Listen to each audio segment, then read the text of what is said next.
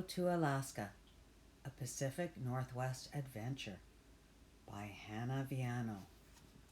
Arrow was the usual small, grimy boy. He spent his afternoons swashbuckling in the berry bushes and playing captain of the cedar stump in the backyard. At night he listened carefully for the toot-toot of boats calling for the bridge to open, sparking dreams brimming with adventure. While crossing the locks on his way to school in Seattle, Arrow wondered about the boats coming and going. Where was the cargo barge heading? How many tropical islands had those barefoot sailors visited? One day, a letter came written with pencil on yellow lined paper. The writing was scraggly, and pictures filled the empty spaces. Fantastic fish jumping between words and boats sailed off the page. The letter was from Grampy Lightning in Alaska. He was coming to Seattle to visit. A note at the bottom read, "That grandson of mine needs to get out of the city. I could use a helper before I leave. Send him up." For all of his long 6 years, Arrow watched boats going by and longed to be carried away by one of them. Within seconds of hearing Grampy's invitation, Arrow was racing around the house yelling woo-hoos and searching for his rubber boots. Unfortunately, the next morning, Arrow's packing came to a screeching halt. His mother sat him down and said, "I'm sorry, Arrow, but it's not a good time for me to go with you to Grampy's. Maybe next year."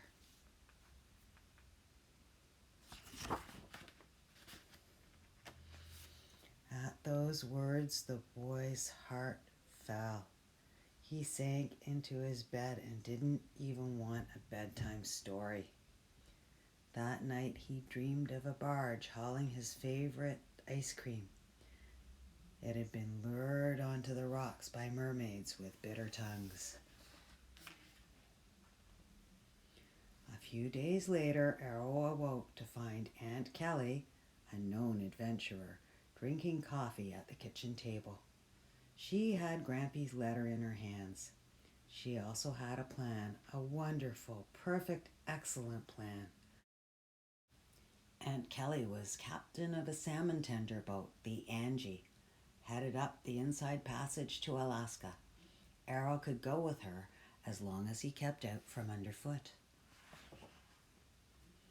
Before long, the big day came, and Arrow was waving to his mother from the deck of the Angie. The huge metal doors of the locks opened wide, and the unmistakable smell of seawater rushed in. They were off. Past miles of islands and evergreen trees they steamed. Eagles looked on from tangled nests, and orca whales trailed silently in Angie's wake. The boy spent long hours watching the scenes from the bench next to the helm, with Huntley, the ship's cat, curled in his lap. Night and day they traveled with the crew working in shifts. The giant diesel stove always roared away in the galley, producing towering stacks of hotcakes, cast iron skillets full of brownies, and an endless pots of hot chocolate and coffee. When they got close to the fishing grounds, humpback whales rose in greeting. The salmon fishermen in their small boats came alongside to sell the day's catch. A sea of beautiful fish poured out of the sacks onto the sorting tables. Arrow watched amazed as Kelly and her crew tossed fish this way and that. He almost wished he could stay on the Angie forever, but it was time to go meet someone. Even from a distance, he could see that Grampy Lightning's house was a magical thing. Built onto a dozen giant old tree trunks strapped together, it floated on top of the water with decks and docks sticking out on all sides. Tomato plants and pole beans grew in an old clawfoot tub, and a dozen boats of all sizes were scattered around the place. some half-built and others bobbing pleasantly along with the house. "Ahoy there!" called a deep and dusty voice from the other end of the harbor. Arrow felt a hint of shyness coming on as the wrinkled old man rowed steadily towards them. Grampy was not a pirate or a wild-eyed Captain Ahab the boy had imagined. He had a neatly trimmed mustache and wore a tidy wool vest with buttons. In a short time, Arrow's shyness melted away. Grampy showed him around the float house, pointing out treasures from far-off adventures and telling stories from a life spent messing about in boats. They fished in the mornings and watched the stars from the deck at night. Come afternoons, the two worked together, putting the finishing touches on Grampy Lightning's latest boat. Soon leaving day came. Grampy bustled about the place, tying and retying everything, readying the house to take care of itself for a while. Arrow sat dangling his feet in the water and waiting to see who would come for them. "What sort of boat does your friend have, so I know what to look for?" His grandfather just glanced up at the sky and said, "He'll be here soon enough. Wait and see." A few minutes later, there was a thunderous roar of an engine close overhead as a seaplane flew just above the little float house.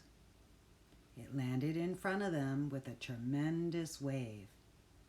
The boy still had his mouth open in surprise when a young man leapt out and gave his grandfather a warm hug.